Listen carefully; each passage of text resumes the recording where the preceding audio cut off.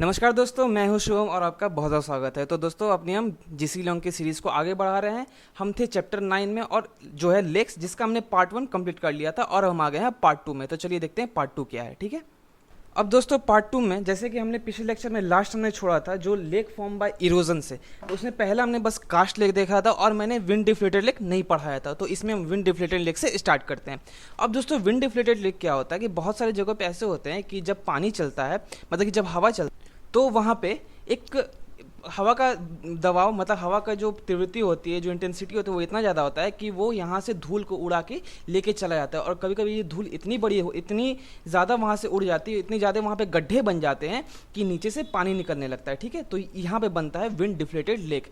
अब दोस्तों क्योंकि ये हमेशा गर्म जगह पे ही होता है, तो यहाँ पे जो सैलिनिटी होती है वो बहुत ज़्यादा होती है, मतलब कि सॉल्ट की मात्रा बहुत ज़्यादा होती है। और दोस्तों ऐसा लेक आपको देखने को मिल सकता है जो कटारा डिप्रेशन, जो कि इजिप्ट में है। ठीक है, अब आगे चलते हैं। अब दोस्तों देख लेते हैं कि जो डेपोजिशन से बनने वाले लैंडफॉर्म होते हैं, मतलब कि लेक जो होते हैं, उसके बारे में। जो डेपोजिशन से जो लेक बनते हैं, अब इसमें दोस्तों पहला आता है lake due to river deposition, मतलब रिवर के डिपोजिशन से बनने वाले लेक। अब दोस्तों इसमें क्या होता है, कई बार ऐसा होता है कि जो रिवर होती है वो टेढ़ी मेढ़ी चलती है, एक सांप की तरह। ठीक है, लेकिन अचानक से ऐसा होता है कि वो अपना रास्ता सीधा कर लेती है। और ये जो हिस्सा है, जो एक ऑक्स के जो उसका खुर होता है ना, जिसपे उसका पैर आपने देखा होगा ऑक्स का, एक बैल का, तो वो एक खुर टाइप का यहाँ पे बन जाता है। तो इसी को हम लोग ऑक्सब्लो लेक कहते हैं। अब दोस्तों ऐसी लेक आपको देखने को मिल सकती है लोअर मिसिसिपी यूएसए में। ठीक है, अब आगे चलते हैं। अब दोस्तों डेपोजिशन का हमारा दूसरा है मेरिन डिपॉजिट से बनने वाले लैंडफॉर्म के बारे में। ठीक है, तो दोस्तों इसमें क्या होता है कि पानी के और आंधी के वजह से जो एक पानी का हिस्सा होता है वो अलग हो जाता है लगुन्स के फॉर्म में। अब लगुन्स दोस्तों क्या होता है, वही बोलते हैं उसको, जो पानी का एक छोटा हिस्सा अगर अलग हो जाता है और वो एक तरह से सेपरेट हो जाता है, तो उसको हम लोग लगुन्स बोलते हैं। तो यहाँ पे दोस्तों एक छोटा सा लेक बन जाता है जिसको हम, जो मेरिन डिपॉजिट के कारण बनता है। ठीक है, अब दोस्तों ऐसा आपको देखने को मिल सकता है जैसे गंगा में या फिर गंगा डेल्टाज में आपको देखने को मिल जाएगा। उसके बाद और जो नील रिवर है वहाँ आपको देखने को मिल जाएगा। ठीक है, अब आगे चलते हैं। आगे दोस्तों है अपना lake due to landslide, screams और एवलांचेस के द्वारा बनाए जाने वाले लैंडफॉर्म।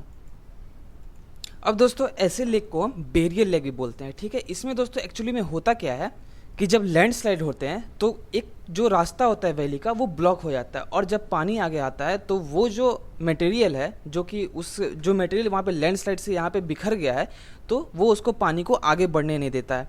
तो दोस्तों होता क्या है कि ये एक्चुअली एक टेम्पोररी लेक होता है। ये होता है कि जब पानी का दबाव बढ़ते जाता है कि तो उसके बाद जो भी मटेरियल्स उसको ब्लॉक कर रहे थे वो टूट जाते हैं, वो यहाँ से बिखर जाते हैं और पानी आगे बढ़ जाती है। और इसमें दोस्तों क्या होता है कि अचानक से बहुत सारी पानी आगे चली जाती है, तो कई बार बाढ़ भी आ जाती है। अब इस तरह के लेक आपको देखने को मिल सकते हैं लेक गोरमायर, जो कि यॉर्कशायर में है। ठीक है, अब आगे चलते हैं। अब दोस्तों देख लेते हैं कि लेक जो ह्यूमन के द्वारा या फिर कुछ बायोलॉजिकल एक्टिविटी में, यानी कुछ जानवर जीव जंतु के द्वारा ही बनाए जाते हैं। तो इसमें सबसे पहले देख लेते हैं कि लेक मेड बाय मैन। अब दोस्तों नेचर के अलावा मैन के द्वारा भी कुछ लेक्स बनाए जाते हैं, वो कंक्रीट के जो बैरियर होते हैं वो बना के। तो उसकी वजह से क्या होता है, पानी रिजर्व हो जाता है और पानी आगे नहीं बढ़ पाता है। तो एक छोटा सा, मतलब एक छोटा तो नहीं बोलेंगे, बड़ा लेक ही बनता है। ठीक है, तो दोस्तों इस टाइप के लेक आपको देखने को मिल सकता है लेक मीड, जो कि हॉर्वर डैम है ऑन द कोलोराडो रिवर के ऊपर बना हुआ है, जो यूएसए में है। ठीक है, अब जानवर भी कुछ डैम्स बनाते हैं, वो देख लेते हैं एक बार। अब दोस्तों इसका जो एग्जाम्पल है ये वीवर।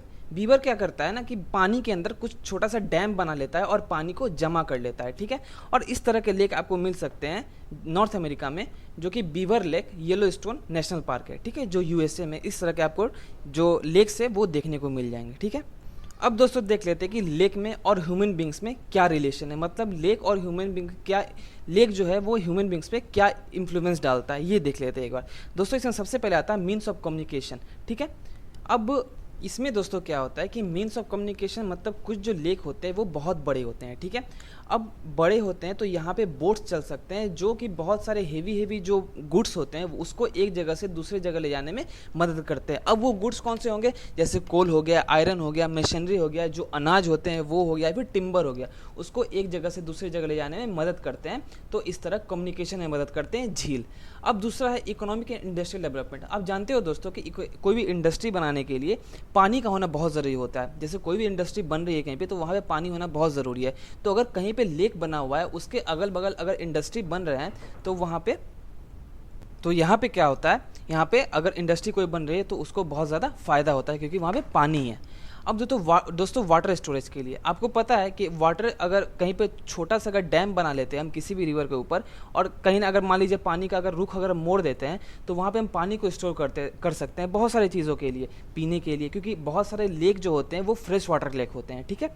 अब दोस्तों अगला आता है हाइड्रो इलेक्ट्रिक पावर जनरेशन। अब दोस्तों जो पहाड़ी इलाका है, अगर वहाँ पे अगर आप लेक के ऊपर अगर डैम बना देते हो, तो वहाँ से जो पानी गिरता है वहाँ से आप टरबाइन लगा के जो हाइड्रो इलेक्ट्रिक है उसको जनरेट कर सकते हो। ठीक है।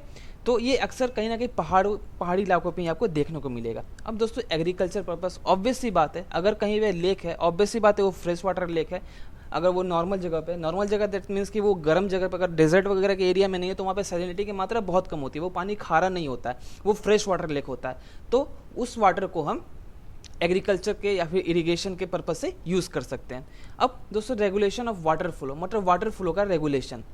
अब दोस्तों इसमें क्या होता है कि जब बारिश होता है तो कहीं ना कभी होता है कि हमारा बहुत ज़्यादा जब बारिश होता है तो कहीं कहीं बाढ़ आ जाती है, फ्लड आ जाता है। तो होता क्या है, लेक इसमें कैसे मदद करता है कि जो रेगुलेशन ऑफ वाटर फ्लो का, मतलब एक बहुत बड़ा गड्ढा तो बना हुआ है ना लेक के लिए, वहाँ पे क्या होता है पानी जाके जमा हो जाता है, पानी जमा हो जाएगा तो वाटर का जो फ्लो होता है वो कहीं ना कहीं रेगुलेट हो जाता है, वो उसमें क्या होता है, बाढ़ नहीं आएगा, उसके बाद फ्लड नहीं आएगा। ठीक है।